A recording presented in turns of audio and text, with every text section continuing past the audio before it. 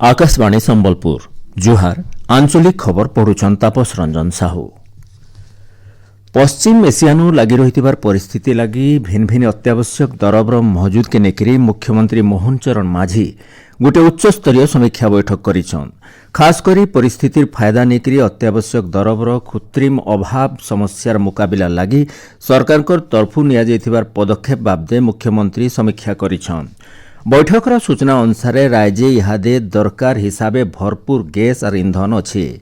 रबी चाष लगी भरपूर मात्रा सार भी मौजूद रही। ईंधन की सार रो अभाव के नेकरी केनसिफिल गुजब उपरे विश्वास नाई करबार के मुख्यमंत्री अवसर परामर्श देइछन। इतार सहित कृत्रिम अभाव परिस्थिति सृष्टि कले असाधु व्यवसायी मानकर विरोधी कड़ा कार्यानुष्ठान नेबार के मुख्यमंत्री निर्देश देइछन। राज्य रंधा गैस और ईंधन जोगाण थितियार आयबा प्रस्तुति के नेकरी गलाकाल भुवनेश्वर लोकसेवा भवन राज्य संकट परिचालना गोष्ठीर गोटे जरूरी बैठक हो जाइए। बैठक मुख्य शासन सचिव अनु गर्ग अध्यक्षता करी केन्द्र सरकार निर्देश अनुसार इजनेर समियाथी सतर्कतार सहित सभे मिलिमिशि तार मुकाबिला करबार दिगे पदक्षेप नेबार के जोर देइथिले। आज पवित्र रामनवमी पुराण अनुसार भगवान विष्णुंकर 7 नंबर अवतार मर्यादा पुरुष प्रभु श्री रामचंद्र चैत नवरात्र शेष दिने नवमी तिथि पूर्थिनो जन्म नहीं। सत्य न्याय दया क्षमा संयम और त्यागर अवतार प्रभु श्रीरामकर जन्मदिन के हजार हजार बछर है रामनवमी भावे पालन करा जाउछि। पूरे श्रीमंदिर सहित देश और राज्यर राम मंदिर मानके प्रभु श्रीरामकर पूजा अर्चना करा जिबा। प्रभु श्री जगन्नाथकर राम अवतार लीलार अंश विशेष शाही जात आष्ठानु मूल हेबा। इतार सहित श्रीमंदिर नो परंपरा अनुसार श्रीराम जन्म नीति पालन करा जिबा।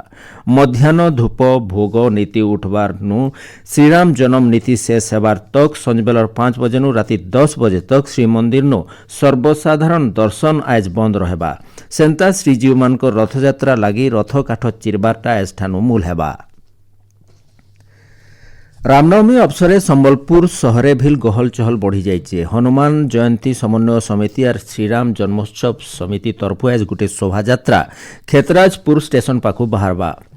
इथिर लगी पुलिस और प्रशासन तरफु कड़ा व्यवस्था करा जाइए।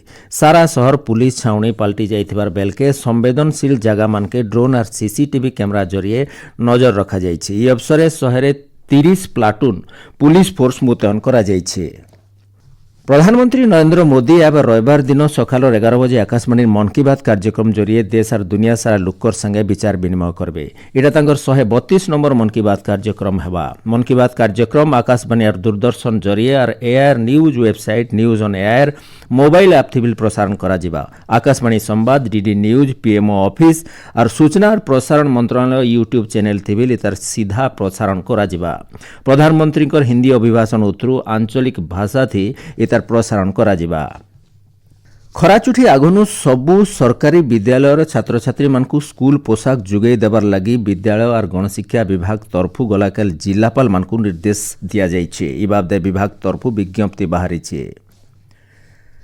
नाटकर मूल्य और गुरुत्व बाबदे लोक सचेतन करबार लगी आज पालन करा जाउछे विश्व नाट्य दिवस। अंतर्जातीय थिएटर प्रतिष्ठान तरफु 1961 मसीहानु आजिर दिन के विश्व नाट्य दिवस भावे पालन करबार के धारिज करा जाइतिला। नाटक और शांतिर संस्कृति वार्ता नेकरी ए बछर विश्व नाट्य दिवस पालन करा जाउछे। नुआपड़ा जिला खड़ियाल स्वयंशासित महाविद्यालय अग्निवीर परामर्श सेवा कार्यक्रम हो जाइए। महाविद्यालय अध्यक्ष प्रशांत कुमार पंडांकर अध्यक्षता होइतबार कार्यक्रम थी गोपालपुर सेना नियुक्ति कार्यालय सेना अधिकारी सुभाष घोष और जिला कर्म नियोजन संस्थार प्रतिनिधि माने जोग देइथिले। कलाहांडी जिला भवानीपाटना शास्त्रीजी महिला महाविद्यालय जिला प्रशासन और जिला डाक सेवा विभाग तरफु आर्थिक साक्षरता और आर्थिक अंतर्भुक्ति शिविर हो जाइए।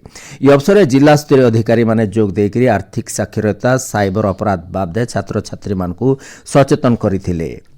पानपाग राज्यर बड़भागी जागानु एवं हप्ते तक काल बैशाखीर प्रभाव धुकागड्डी सहित वर्षा हो पारे किछि जागानु करा माड़भिल हो पारे बोली भारतीय पाणीपाग विभाग तरफु सूचना दिया जाइछे। एवं 1 तारिख भितरे दक्षिण गांगेय पश्चिम बंग और इतार पाखर उत्तर ओडिशा उपरे घूर्णिबल बनबार संभावना रही। एथने आंचलिक खबर इनो शेष है। आर बेलर आंचलिक खबर सुनी पारबे राति 7 बजे 2 मिनिट थी। जुहार।